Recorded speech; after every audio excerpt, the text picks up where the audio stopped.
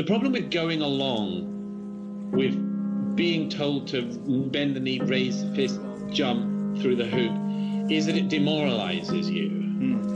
And it makes you a smaller person inside. You will be demoralized because you'll know that you shouldn't have done that, and at some level you will think badly of yourself for having done it. You'll feel regretful, you'll feel cowardly, and it will affect your life in other ways. And the opposite is also true. The person who doesn't stand with the mob, the person who doesn't go along with the mob, the person who refuses to walk with the crowd will feel quietly but significantly better about themselves, and I think will be a better person, and they will achieve more in their lives, whatever that is, because they will have self-respect.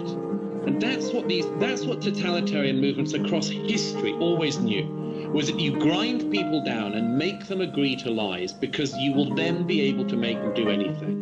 You know, there's this, if I can say so, there's this very, very telling thing that happened in the communist era in Eastern Europe. Václav Havel, great late Czech leader, says this when he was one of the great Czech dissidents and playwrights of the period in the 60s and 70s. He wrote a piece once, which is really worth reading again today, where he cites the example of a greengrocer in Prague who has to put up in his window, like everyone else, the notice that says, "Workers of the world unite." And it's sent by party headquarters to all greengrocers, and you all have to hang it.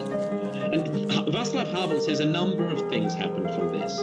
The first thing is that, of course, that the greengrocer is showing to everyone that he is a party loyalist, and he wouldn't be able to operate as a business if he didn't do this thing. But it also hangs there every day as a sign of his subjugation. It's a little thing, but it hangs there as a sign of his subjugation.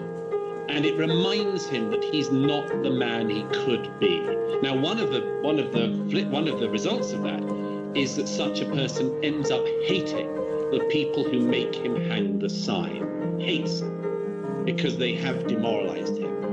But Havel's point, among others, is you think you're doing a little thing, but you're not.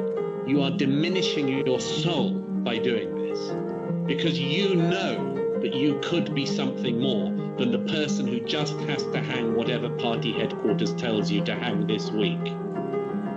Because we're so insane about the past. Like, we have such a bad understanding of history. Obviously it's because in America and Britain, history is taught so badly.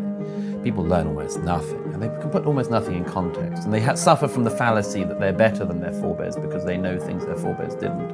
Like, I know exactly, I would have been anti-Hitler in 1939. Yeah, sure you would, because you know how it turned out. You know who won. If you don't know who won, and no one does as you're going through it, you sure you want to take an easier route? And that's the case with case after case. Why didn't they see the First World War coming? Because they didn't know it was going to be the First World War. And we have this version we do ourselves all the time.